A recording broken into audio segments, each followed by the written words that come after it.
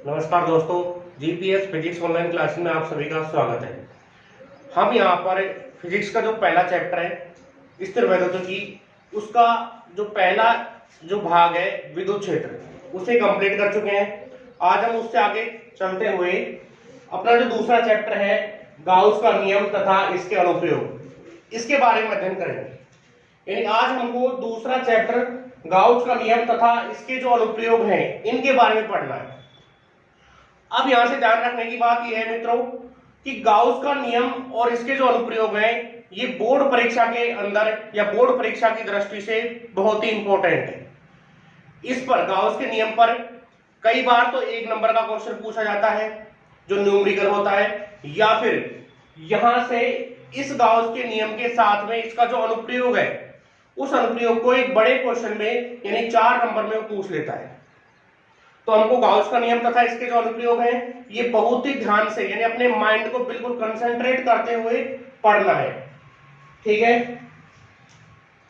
तो आज हम यहाँ पर गाउस का नियम पढ़ेंगे और इसके जो अनुप्रयोग है इनके बारे में इस चैप्टर के अंदर अध्ययन किया जाएगा।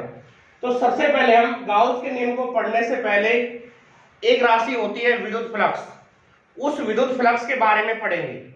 तो सबसे पहले आपको यह जानना है कि विद्युत फ्लक्स क्या होता है या फिर विद्युत फ्लक्स किस प्रकार से उत्पन्न होता है। तो हम आज विद्युत फ्लक्स के बारे में अध्ययन करेंगे। तो आज की अपनी हेडिंग हो जाएगी मित्रों विद्युत फ्लक्स। सबसे पहले आज हम विद्युत फ्लक्स के बारे में पढ़ेंगे। विद्युत फ्लक्स को फाई के द्वारा रिप्रेजेंट किया जाता है, यानी विद्युत फ्लक्स को हम किससे रिप्रेजेंट करते हैं मित्रों? फाई से रिप्रेजेंट करते हैं। अब आपको यह समझना है कि विद्युत फ्लक्स जो राशि है किस चीज को बताती है। विद्युत फ्लक्स जो होता है ये विद्युत क्षेत्र के किसी पृष्ठ को पार करने की जो दर होती है उसे बताता है। यानी जो ये विद्युत फ्लक्स होगा किसी पृष्ठ से कितना विद्युत फ्लक्स गुजर रहा है उस गुजरते हुए फ्लक्स की जो दर होती है यानी उस विद्युत क्षेत्र की जो दर होगी उसे कौन व्यक्त करेगा मित्रों? उसे विद्युत फ्लक्स व्यक्त करता है। तो सबसे पहले हमको यह समझना है कि विद्युत फ्लक्स क्या होता है। अपने पास यहां पर ये कोई पृष्ठ है, ये पृष्ठ है, इस पृष्ठ से कितना विद्युत क्षेत्र गुजर रहा है, इस पृष्ठ से कितना विद्युत क्षेत्र गुजरता है उस विद्युत क्षेत्र की जो मात्रा होती है उसी मात्रा को कौन बताता है मित्रों? विद्युत फ्लक्स बताता है। यानी ये जो पृष्ठ है इस पृष्ठ से कितनी विद्युत बल रेखाएं पार हो रही हैं, ये अपने पास विद्युत बल रेखाएं हैं। ये बल रेखाएं कितनी इस पृष्ठ से गुजर रही हैं इनकी जो संख्या होती है उसी संख्या को हम क्या कहते हैं मित्रों? विद्युत फ्लक्स कहते हैं। यानी ये जो बल रेखाएं हैं कितनी बल रेखाएं इस पृष्ठ से होकर के गुजरती हैं, इन बल रेखाओं की जो संख्या होती है इसी संख्या को हम क्या कहेंगे बच्चों? इस संख्या को यानी विद्युत बल रेखाओं की जो संख्या होगी, जो बल रेखाएं इस पृष्ठ से होकर के पार हो जाती हैं यानी इस पृष्ठ से गुजर जाती हैं, उनकी जो संख्या होगी मित्रों वो संख्या अपनी क्या कहलाएगी? विद्युत फ्लक्स कहलाएगी। तो ये अपना है विद्युत क्षेत्र। अब यहां पर ये जो पृष्ठ है ये इस विद्युत क्षेत्र के लंबवत हमने रखा है, यानी ये पृष्ठ इस प्रकार से अपने रख रखा है। विद्युत बल रेखा अगर इधर जा रही है तो इस विद्युत बल रेखाओं के मध्य में ये जो पृष्ठ है वो इस प्रकार से हमने रखा है जिससे ये बल रेखाएं इस पृष्ठ को क्या कर जाए बच्चों? पार कर जाए। जितनी बल रेखाएं इस पृष्ठ के लंबवत गुजरती हैं उन बल रेखाओं की जो संख्या होगी उसी संख्या को हम क्या कहेंगे मित्रों? उसी संख्या को विद्युत फ्लक्स कहा जाएगा। विद्युत फ्लक्स का अगर सूत्र देखें, यानी यहां पर विद्युत फ्लक्स का अगर सूत्र देखा जाए तो विद्युत फ्लक्स का जो सूत्र होता है फाई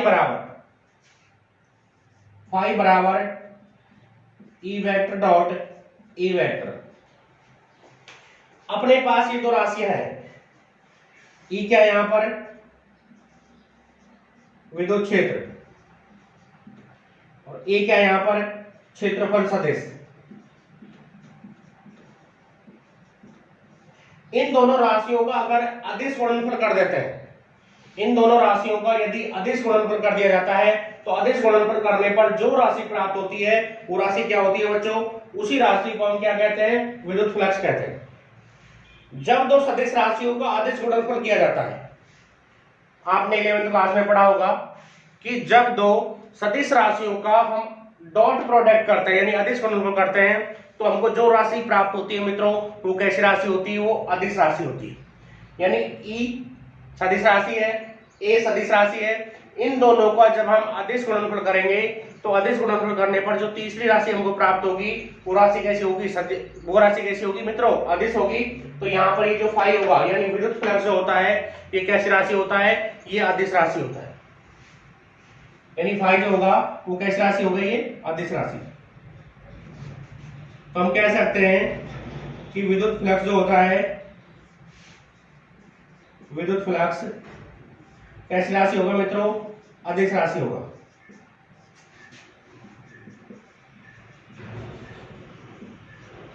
विद्युत फ्लक्स कैसी राशि होगा, अदिश राशि होगा। अगर हम इस विद्युत फ्लक्स की परिभाषा लिखना चाहें, विद्युत फ्लक्स की हम क्या लिखें, परिभाषा लिखें, तो परिभाषा क्या होगी मित्रों,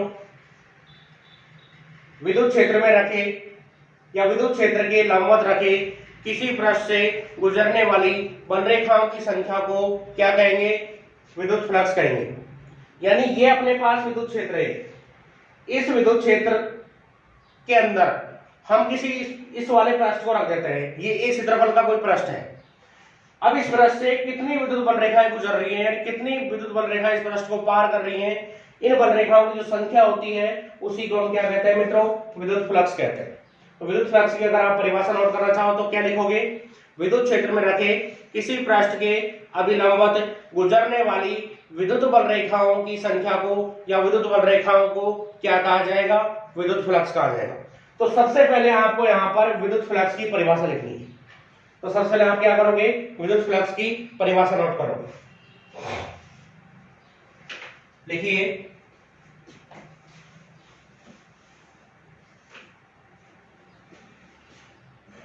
विद्युत क्षेत्र में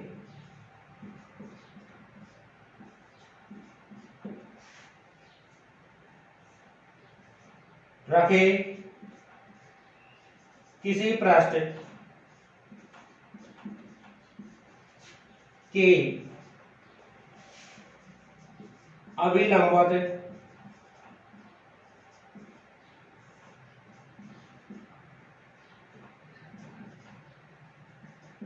गुजरने वाली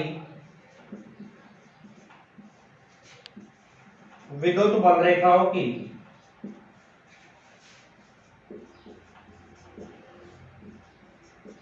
रेखाओं की संख्या को विद्युत फ्लक्स कहते हैं।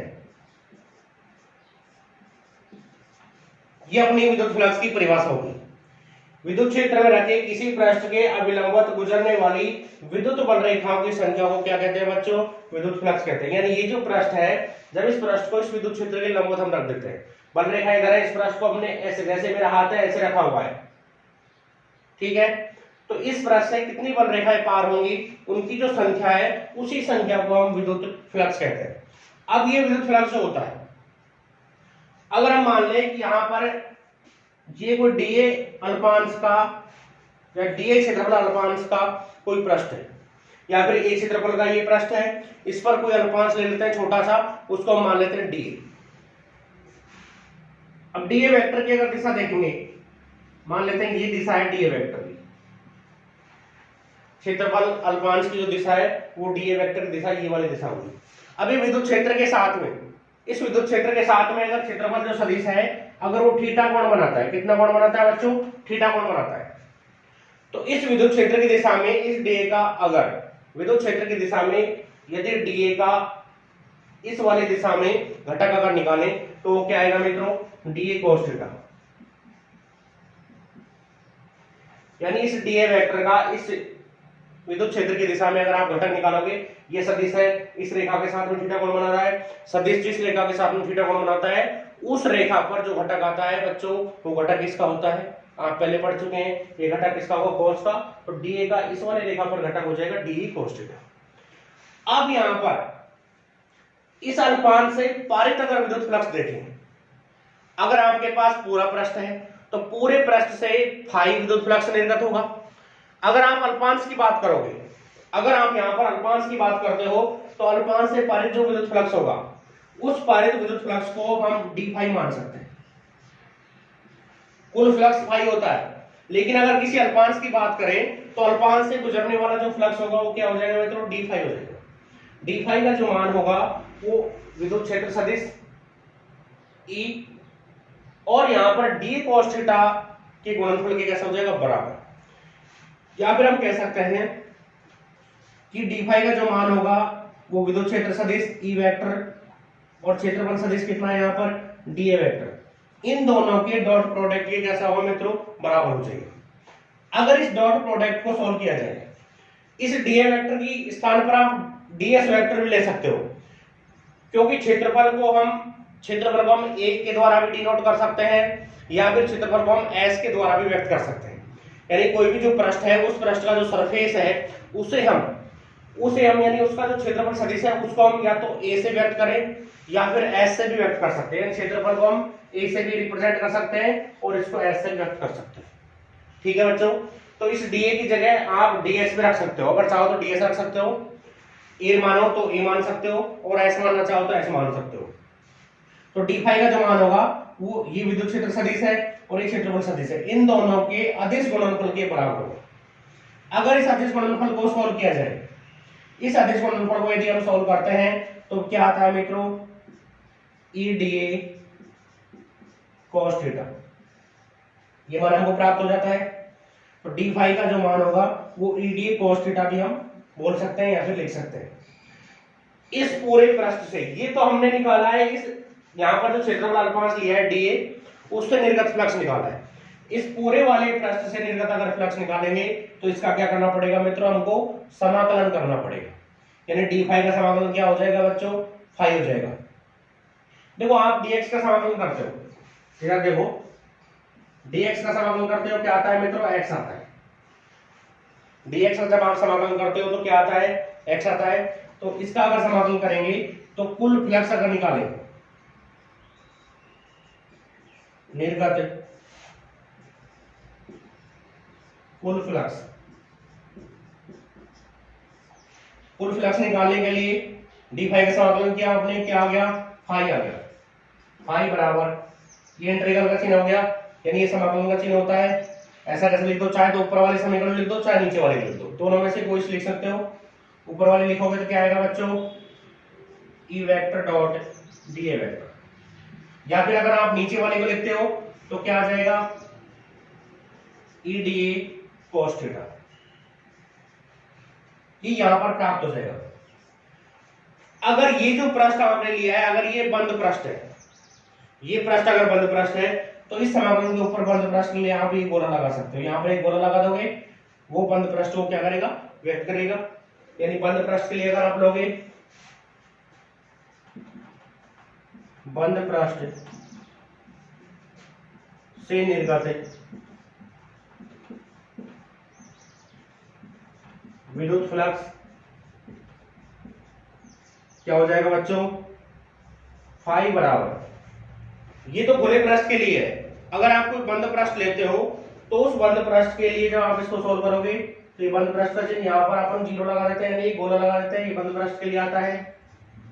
क्या आ जाएगा बच्चों, ई डीए cos थीटा आ जाएगा। यानी किसी भी बंद पृष्ठ से निर्गत कुल फ्लक्स का जो मान होता है वो आप अगर लिखना चाहो तो इंटीग्रल ये बंद पृष्ठ का चिन्ह ई डीए cos थीटा आपको प्राप्त हो जाएगा। विद्युत फ्लक्स की परिभाषा आप पहले लिख चुके हो, आपको ये परिभाषा लिखनी है। परिभाषा लिखने के बाद में आपको ये चित्र ड्रॉ करना है। चित्र ड्रॉ करने के बाद में आपको ये ऐसा कैसा उतारना है। यानी विद्युत फ्लक्स जो होता है वो किसके बराबर होता है, क्षेत्रफल सदिश डीए वेक्टर और विद्युत क्षेत्र ई वेक्टर के अदिश गुणनफल के बराबर होता है। यानी विद्युत फ्लक्स का जो मान है वो इन दोनों के अदिश गुणनफल के बराबर होगा। ठीक है, आप इसे नोट कीजिए।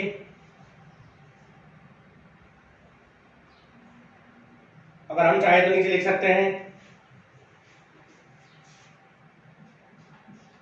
इसमें लिख सकते हैं विद्युत फ्लक्स विद्युत क्षेत्र ई वेक्टर। विद्युत फ्लक्स जो होता है वो विद्युत क्षेत्र ई वेक्टर कॉमा क्षेत्रफल सदिश, चाहे तो आप डी ए वेक्टर लिख लेना, चाहे आप ए वेक्टर लिख लेना, कोई भी कुछ भी लिख सकते हो कि आदेश गुणनफल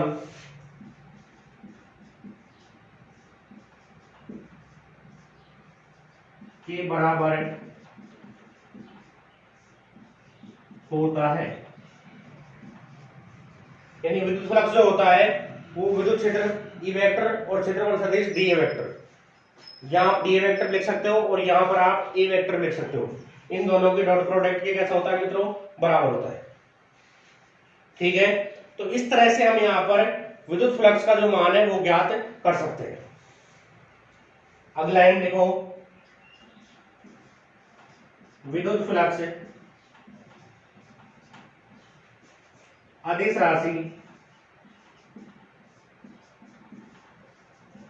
है। यानी अपना जो विद्युत फ्लक्स होता है ये कैसी राशि होगा बच्चों, ये अदिश राशि होगा। आपको ध्यान रखना है, देखो कई बार यहां से इजी क्वेश्चन भी आ जाता है। मान लो क्वेश्चन आ जाए कि विद्युत फ्लक्स किस प्रकार की राशि है, या विद्युत फ्लक्स सदिश राशि है या अदिश राशि है, ये भी पूछ सकता है। साथ में पूछेगा फिर आपसे कि इसका मात्रक लिखिए। विद्युत फ्लक्स जो होता है ये सदिश राशि या अदिश राशि है, और साथ में क्या पूछेगा मित्रों कि इसका जो मात्रक है वो आपको लिखना है।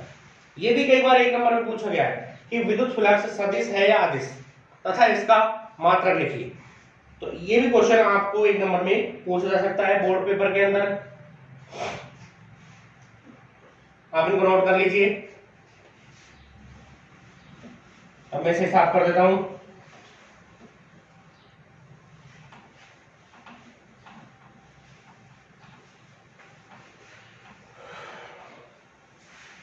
अगर विद्युत फ्लक्स का मात्रक देखें, इसका अपन को क्या लिखना है, मात्रक।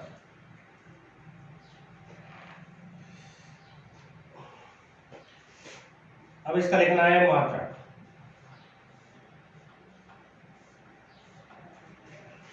फाई का सूत्र क्या होता है, सूत्र से ही आपको मात्रक बनाना है। सूत्र अगर आपको याद है तो आसानी से आप मात्रक बना सकते हो। ऐसा ही पत्ती में वैसे इसका जो मात्रक होता है वो होता है वेबर।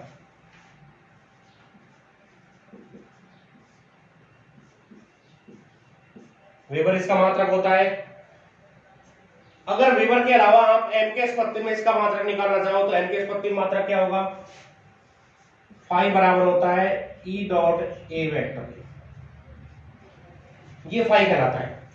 आप यहां पर ई डॉट ए वेक्टर अगर लिख रहे हो तो फाई आएगा।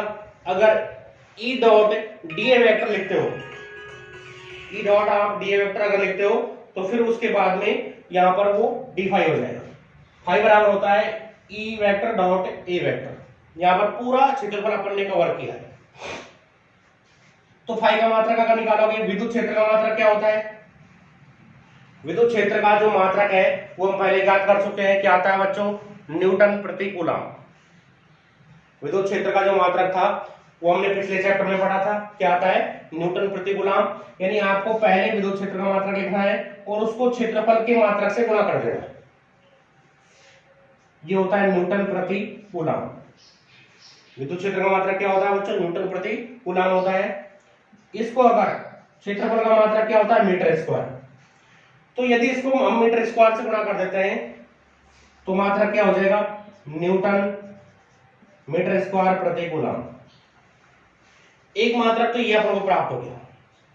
विद्युत क्षेत्र का अगर दूसरा मात्रक देखें, विद्युत क्षेत्र का अगर यहां पर दूसरा मात्रक देखें तो विद्युत क्षेत्र का दूसरा जो मात्रक होता है वो क्या होता है मित्रों, न्यूटन प्रति मीटर, सॉरी वोल्ट प्रति मीटर। विद्युत क्षेत्र का अगर दूसरा मात्रक देखें तो वो क्या आता है, वोल्ट प्रति मीटर। ये भी हम पहले लिख चुके हैं।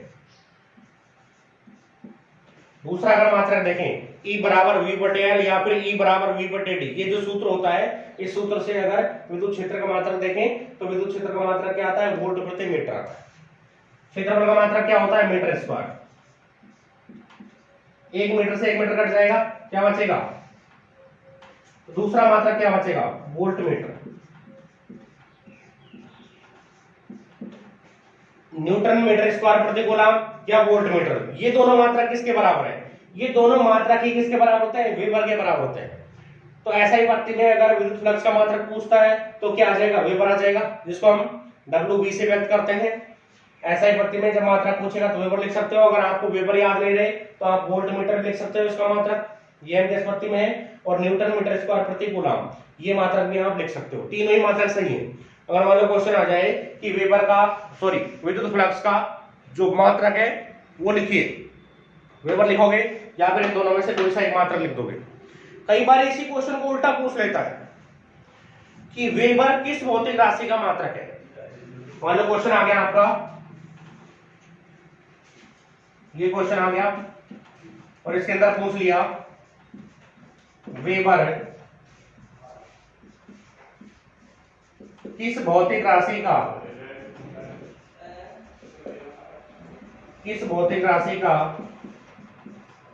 मात्रक है? यह सदिश है या अदिश? 1 नंबर का क्वेश्चन है, बहुत इजी क्वेश्चन है। अगर आपको याद है, क्योंकि अगर आपको याद है तो आप आसानी से लिख सकते हो। और ऐसे जो क्वेश्चन आते हैं 1 नंबर के, इनमें किसी भी प्रकार से जो अपने मार्क हैं उनके कटने की कोई संभावना नहीं होती है। वेबर किस भौतिक राशि का मात्रक है? यह सदिश है या अदिश? और ये क्वेश्चन आ गया, इसमें आधे नंबर का तो मात्रक है, यानी मात्रक से जिस राशि का आपको नाम बताना है उसका है 1/2 नंबर। साथ में ये सदिश है या अदिश राशि है, इसका भी 1/2 नंबर है। यानी ये क्वेश्चन जब आएगा तो आपको आगे लिखा मिलेगा 1/2 प्लस 1/2। इस प्रकार से डिवाइडेशन मिलता है। वेबर किस भौतिक राशि का मात्रक होता है? आप पढ़ चुके हैं। वेबर किसका मात्रक है? विद्युत फ्लक्स का। ये किसका मात्रक है? ये विद्युत फ्लक्स का मात्रक है। एक आगे जब हम चलेंगे तो चुंबकीय फ्लक्स भी आएगा। मात्रक अगर पूछा जाता है तो आप दोनों में से कोई सी राशि लिख सकते हो, विद्युत फ्लक्स या चुंबकीय फ्लक्स, या फिर आप फ्लक्स भी लिख सकते हो, फ्लक्स। तो ये जो मात्रक होगा इसका सॉल्यूशन क्या होगा? इसका आंसर क्या हो जाएगा? वेबर किस भौतिक राशि का मात्रक है? विद्युत फ्लक्स का। तो आप लिखोगे विद्युत फ्लक्स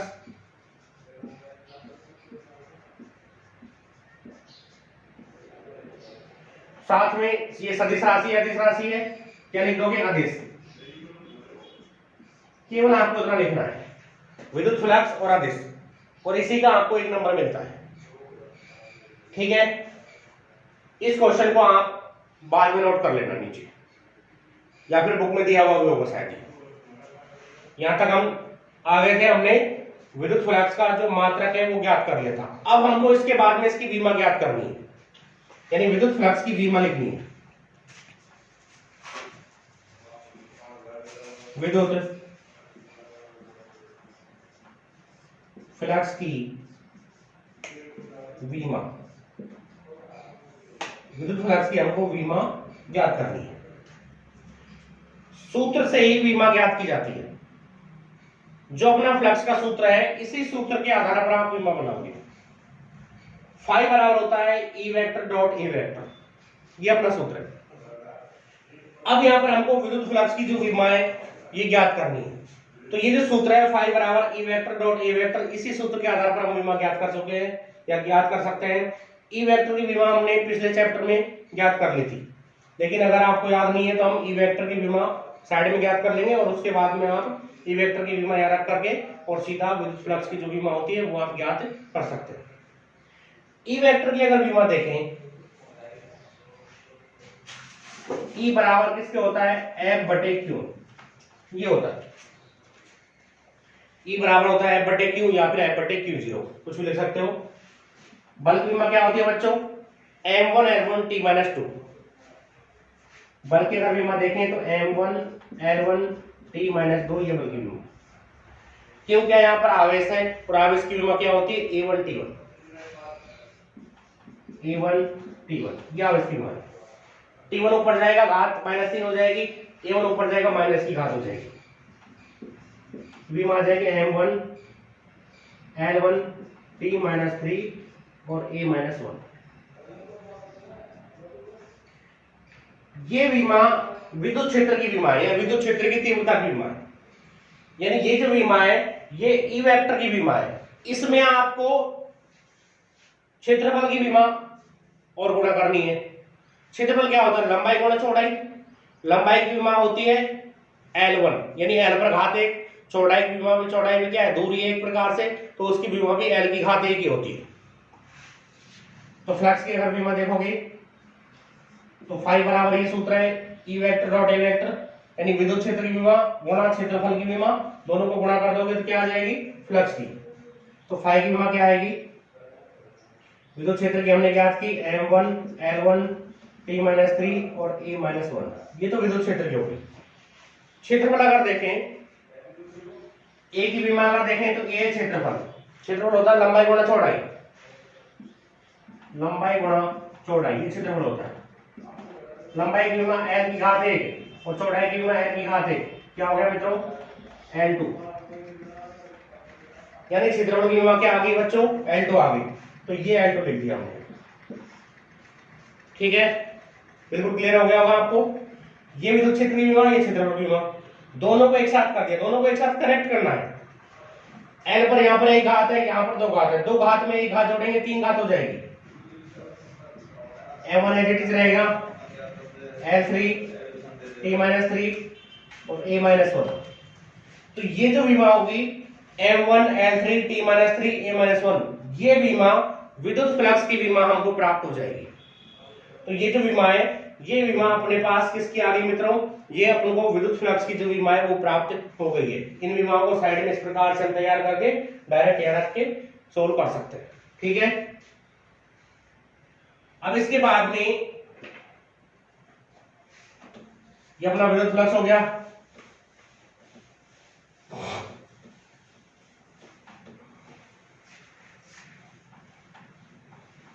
नेक्स्ट अपना टॉपिक है रेखीय आवेश घनत्व। रेखीय आवेश घनत्व।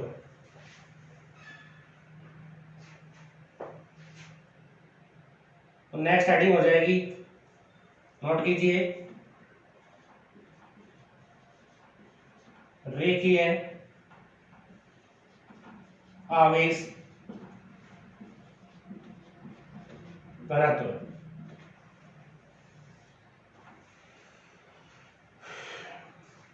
या इससे पहले हम आवेश का सतत जो वितरण होता है उसके बारे में समझ लेते हैं। इस हेडिंग से पहले हमको आवेश का जो सतत वितरण होता है उसके बारे में समझना है। अगर अपने पास कोई भी धातु है, धातु छड़ के रूप में हो सकती है, किसी तार के रूप में धातु हो सकती है, किसी पृष्ठ के रूप में हो सकती है, और या फिर कोई घन के रूप में भी हो सकती है। यानी धातु की जो आकृति है वो किसी प्रकार से हो सकती है। छड़ के रूप में है तो रेखीय आकृति हो जाएगी उसकी, तो उसमें रेखीय आवेश घनत्व उत्पन्न होगा। अगर कोई धातु का पृष्ठ है तो पृष्ठ का क्या होता है बच्चों? क्षेत्रफल होता है, तो वहां पर पृष्ठ आवेश घनत्व होगा। अगर अपने पास धातु का क्या है? आयतन है, तो वो फिर उसका अगर आवेश घनत्व ज्ञात करेंगे तो वो अपना आयतन आवेश घनत्व कहलाएगा।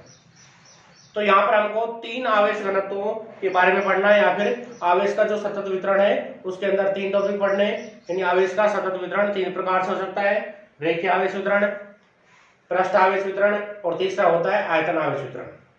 रेखीय आवेश वितरण में रेखीय आवेश घनत्व का मान ज्ञात किया जाएगा, उसके बाद पृष्ठ आवेश वितरण के अंदर पृष्ठ आवेश घनत्व ज्ञात करेंगे, और तीसरा जो आता है आयतन आवेश घनत्व, उसका मान ज्ञात हम कर लेंगे। तो आवेश का सतत वितरण क्या है?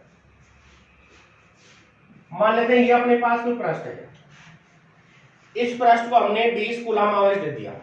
कितना आवेश दे दिया? 20 कूलाम आवेश दे दिया, यानी इसे हमने +20 कूलाम आवेश दे दिया। अब ये जो 20 कूलाम आवेश है इस पृष्ठ के अंदर अगर एक समान रूप से फैल जाता है, बिल्कुल बराबर अगर वितरित हो जाता है, तो इसे हम फिर सतत आवेश वितरण कहेंगे। यानी जब आवेश किसी पृष्ठ में या किसी पृष्ठ पर समान रूप से फैल जाता है तो उसे हम सतत आवेश वितरण कहते हैं। यानी किसी पृष्ठ के अंदर अगर आवेश एक समान रूप से फैलता है, पूरे पृष्ठ के अंदर अगर आवेश एक समान रूप से फैलता है तो उसे हम फिर क्या कहेंगे, सतत आवेश वितरण कहेंगे। तो सतत आवेश वितरण क्या होगा, यदि आवेश किसी पृष्ठ पर एक समान रूप से फैल जाता है या वितरित हो जाता है तो उसी को हम क्या कहेंगे मित्रों, उसी को सतत आवेश वितरण कहते हैं। तो रेखीय आवेश घनत्व से पहले यहां पे हेडिंग डालो, सतत आवेश वितरण।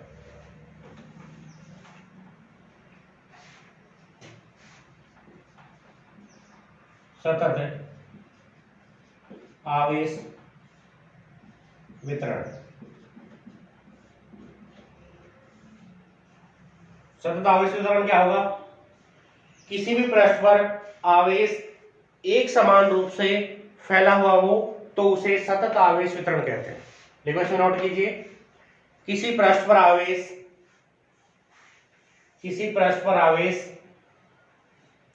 एक समान रूप से फैला हो, कोष्टक लिख लो, वितरित, तो उसे सतत आवेश वितरण कहते हैं।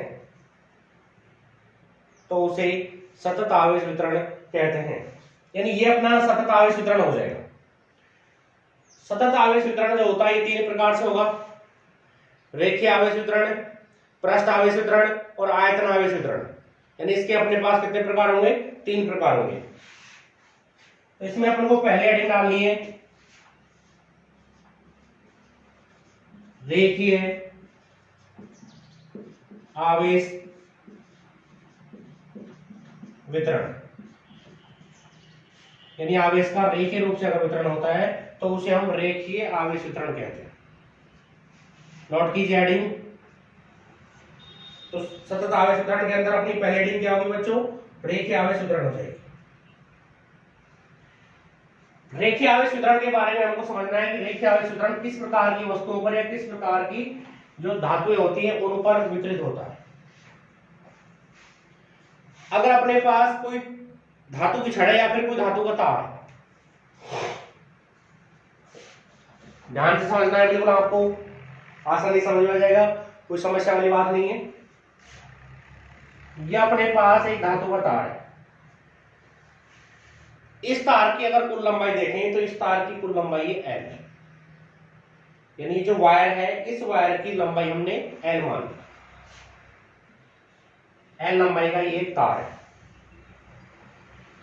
इस तार को हम प्लस क्यों आवेश देते हैं, ये जो वायर है इस वायर को प्लस क्यों आवेश दिया जा रहा है, तो सतत आवेश वितरण के कारण इसे दिया गया पूरा का पूरा जो आवेश होगा इस तार पर समान रूप से फैल जाएगा।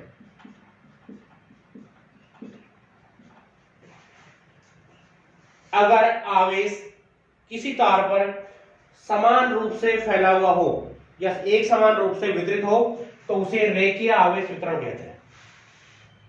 ध्यान कर रखना है, तार पर अगर आवेश समान रूप से फैलता है या समान रूप से अगर वितरित हो जाता है तो वो क्या कहलाएगा मित्रों, वो रेखीय आवेश वितरण कहलाएगा।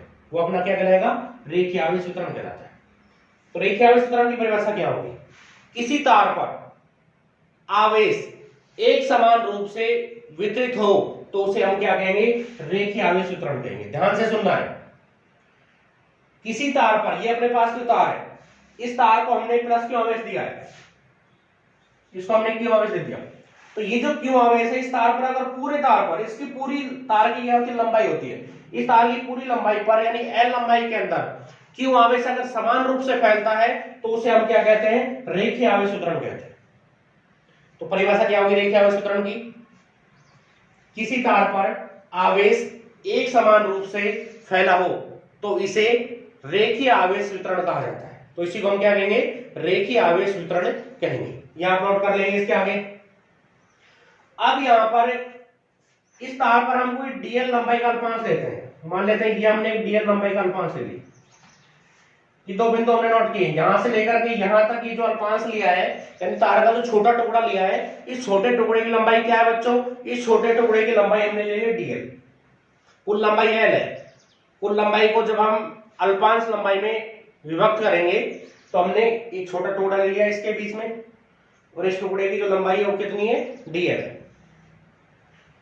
अब यहां पर रेखीय आवेश वितरण के बाद में हमको ये देखना है कि तार की एकांक लंबाई में कितना आवेश है, ये आपको समझना है।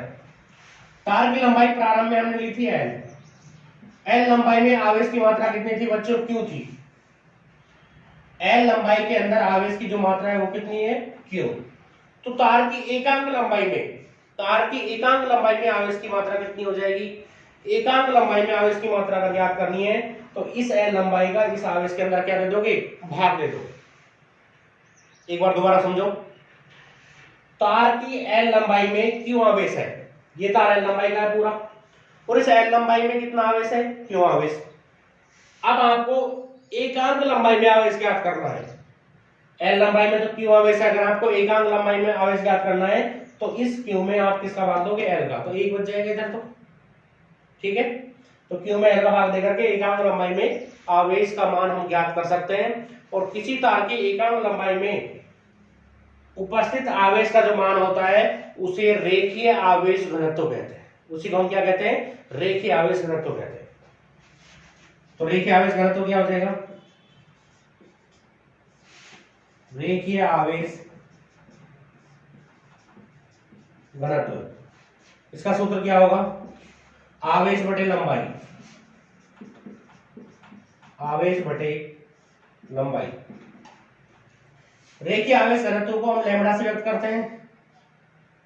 लैम्बडा बराबर किसके हो जाएगा, आवेश कितना है, q है, और q बटे में क्या आ जाएगा मित्रों, l आ जाएगा। यानी रेखीय आवेश घनत्व का जो मान होगा वो q बटे l हो जाएगा। तो पहले आपको रेखीय आवेश वितरण क्या होता है इसके बारे में लिखना है, जो मैं पहले बोल चुका हूं। क्या होता है रेखीय आवेश वितरण, किसी तार पर आवेश एक समान रूप से फैला हुआ हो तो उसे, या किसी तार पर आवेश सतत रूप से फैला हुआ हो तो उसे हम रेखीय आवेश वितरण कहते हैं। ठीक है, उसके बाद में रेखीय आवेश घनत्व टॉपिक डालना है। रेखीय आवेश घनत्व का सूत्र क्या होता है, आवेश बटे लंबाई। ठीक है, यहां तक रेखीय आवेश घनत्व को किससे व्यक्त करते हैं, लैम्बडा से। लैम्बडा बराबर हो जाएगा q बटे l।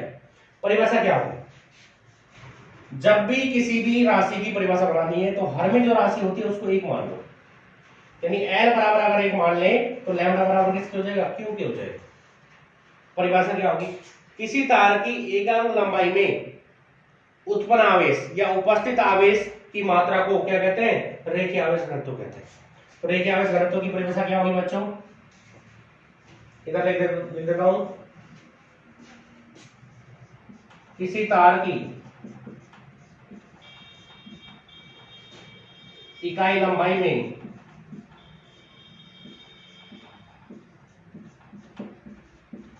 उपस्थित आवेश क्या कहलाता है, रेखीय आवेश घनत्व कहलाता है। यानी तार की इकाई लंबाई में जितना आवेश होगा उसी को हम क्या कहेंगे, रेखीय आवेश घनत्व कहेंगे। और रेखीय आवेश घनत्व को किससे व्यक्त करते हैं, लैम्बडा से। इसे लैम्बडा से व्यक्त करते हैं। सूत्र क्या हो जाएगा, लैम्बडा बराबर q बटे l। पहले सूत्र लिखोगे, रेखीय आवेश घनत्व बराबर आवेश बटे लंबाई, फिर लिख देना लैम्बडा बराबर q बटे l। अब अगर इसका मात्रक देखें, फिर आपको इसका मात्रक लिखना है सूत्र के बाद में। सूत्र q बटे l है। q का मात्रक क्या होता है बच्चों, कूलाम। q का मात्रक है कूलाम। l का मात्रक क्या होता है, मीटर। तो रेखीय आवेश घनत्व का अगर मात्रक देखें तो रेखीय आवेश घनत्व का मात्रक क्या हो जाएगा, कूलाम प्रति मीटर हो जाएगा। तो ये वीडियो आपको ध्यान से देखने के बाद में जो अपना व्हाट्सएप ग्रुप है उस व्हाट्सएप ग्रुप के अंदर मैं इनके जो नोट्स हैं उनकी पीडीएफ फाइल भेज दूंगा। अगर आपको किसी प्रकार की समस्या आती है नोट्स साथ में बनाने में तो इनकी जो पीडीएफ फाइल है वो आपको व्हाट्सएप ग्रुप में मिल जाएगी। या फिर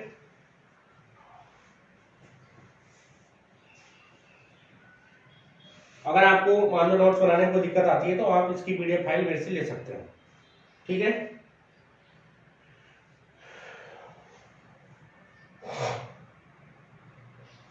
तो यहां तक अपन ने रेखीय आवेश घनत्व के बारे में पढ़ा है। अब इसके बाद में हमको बल का मान यहां पर ज्ञात करना है।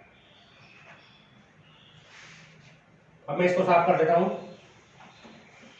रेखीय आवेश वितरण में कितना बल लगता है, उस बल का जो मान होगा वो हमको यहां पर ज्ञात करना है। तो यहां पर ये जो हमने डीएल लंबाई का अल्पांश लिया है, इस अल्पांश के अंदर आवेश की मात्रा कर देखें। देखो एकांक लंबाई में आवेश की मात्रा कितनी है मित्रों, एकांक लंबाई में आवेश की मात्रा है लैम्बडा, जिसको हम रेखीय आवेश घनत्व कहते हैं। यानी इस तार का अगर रेखीय आवेश घनत्व लैम्बडा है, थोड़े के लिए मान लो कि तार की लंबाई कितनी है, 10 सेंटीमीटर है। तो 10 सेंटीमीटर के अंदर आवेश कितना है, 10 सेंटीमीटर के अंदर आवेश है क्यू।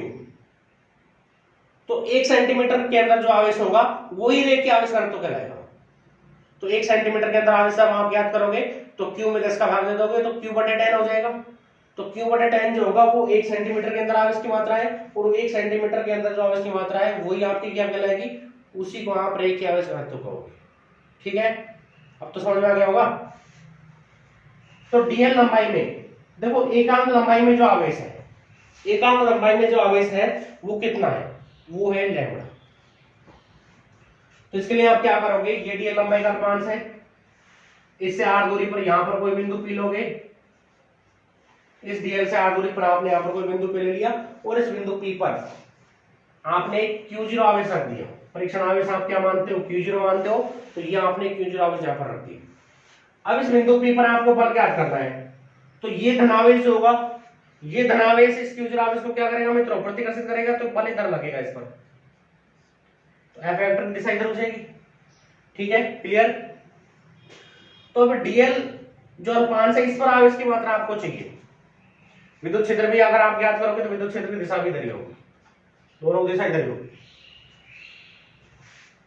तो आपने क्या किया, यहां पर डीएल लंबाई के एक अल्पांश लिया है, इस अल्पांश पर आवेश आपको ज्ञात करना है। तो सबसे पहले क्या लिखोगे, उसी ध्रुव बना के साइड में इधर रेखीय आवेश वितरण चल रहा है पूरा, परिभाषाएं विमा वगैरह नोट करके, परिभाषा या फिर जो मात्रा वगैरह है उनको आप नोट करके, फिर चित्र आपने साइड में बनाए रखा है। इस चित्र के बारे में हमको यहाँ पर जो बल ज्ञात होगा या विद्युत क्षेत्र ज्ञात होगा वो ज्ञात करना है।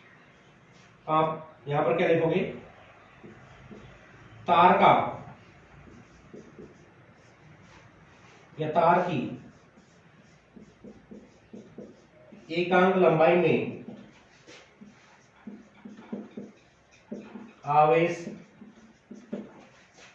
बराबर कितना है मित्रों, लैम्बडा।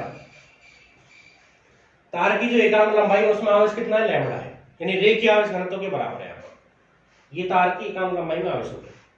जब तार की एकांक लंबाई में लैम्बडा आवेश है तो तार की डीएल लंबाई में आवेश कितना हो जाएगा, तार पर कुल आवेश क्यों माना है हमने, तो तार की डीएल लंबाई पर आवेश जब मानेंगे तो तार की डीएल लंबाई पर आवेश हो जाएगा डीक्यू। तार की डीएल लंबाई पर आवेश क्या मानेंगे, डीक्यू मानेंगे। तो क्या लिखेंगे, डीएल अल्पांश पर आवेश, डीएल जो अल्पांश माना है उसमें आवेश कितना है, डीक्यू है, और डीक्यू को मान आप कैसे ज्ञात करोगे, 1 सेंटीमीटर अगर तार की लंबाई का आवेश आपको पता है और आपको 5 सेंटीमीटर लंबे तार का आवेश ज्ञात करना है, तो 1 सेंटीमीटर का आवेश जो है उसको 5 से गुणा कर देते हैं सीधा। तो इसी तरह से एकांक लंबाई का आवेश आपको पता है कितना, लैम्बडा है, डीएल लंबाई का ज्ञात करना है, तो लैम्बडा को आप किससे गुणा करोगे, डीएल से। तो यह हो जाएगा लैम्बडा डीएल, लैम्बडा को यहां पर आपने डीएल से गुणा कर दिया। तो ये डीएल लंबाई पर आवेश की मात्रा है। अब ये डीक्यू जो आवेश होगा, ये इस परीक्षण आवेश पर क्या लगाएगा मित्रों, बल लगाएगा।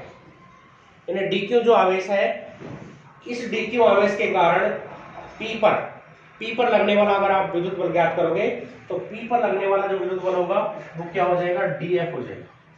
डीएफ मान है इसको, पी पर लगने वाला विद्युत बल क्या हो जाएगा बच्चों, डीएफ हो जाएगा। तो क्या लिखोगे आगे,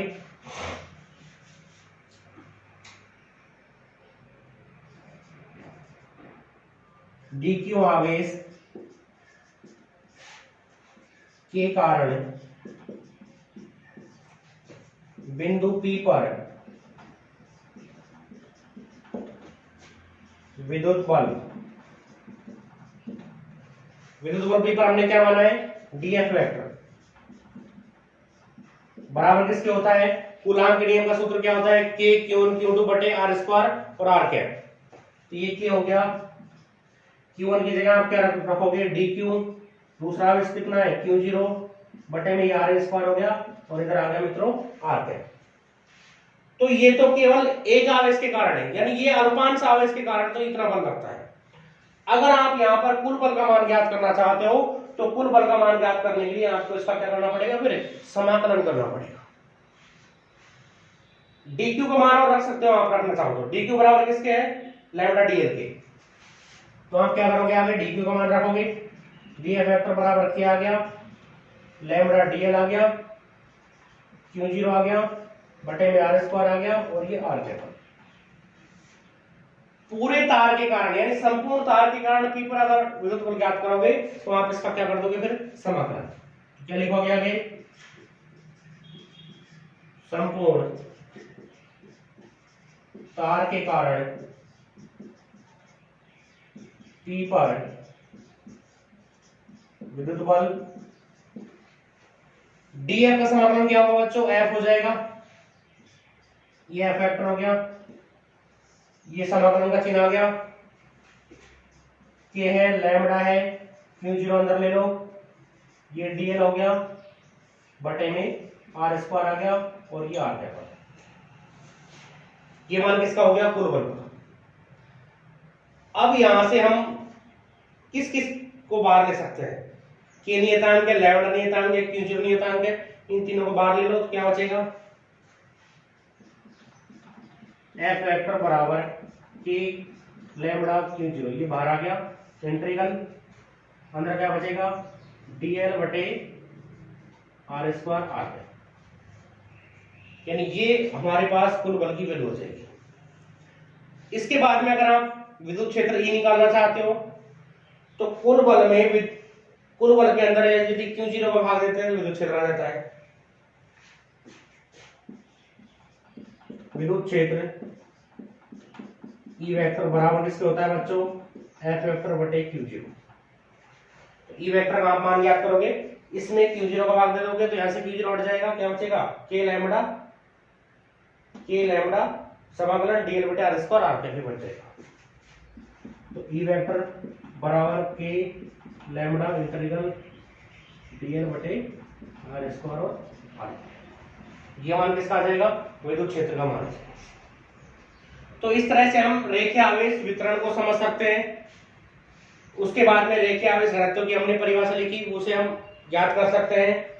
और फिर रेखीय आवेश वितरण के कारण किसी बिंदु पर यानी इस अल्पांश आवेश से r दूरी पर जो बिंदु P स्थित है उस बिंदु P पर कुल बल और विद्युत क्षेत्र की जो तीव्रता है उन दोनों के मान हम ज्ञात कर सकते हैं। तो आज के लिए इतना ही काफी है। इसके बाद में हम पृष्ठ आवेश घनत्व या फिर पृष्ठ आवेश वितरण के बारे में पढ़ेंगे। अगर आपको हमारी ये वीडियो पसंद आई है तो आप इसे लाइक करें और हमारे चैनल को सब्सक्राइब करें। धन्यवाद। यदि आपको इन टॉपिकों में अगर नोट्स बनाने में कोई भी समस्या है तो आपको इन नोट्सों की जो PDF फाइल है वो आपको व्हाट्सएप ग्रुप के अंदर, व्हाट्सएप जो ग्रुप है अपना उसके अंदर मिल जाएगी। धन्यवाद।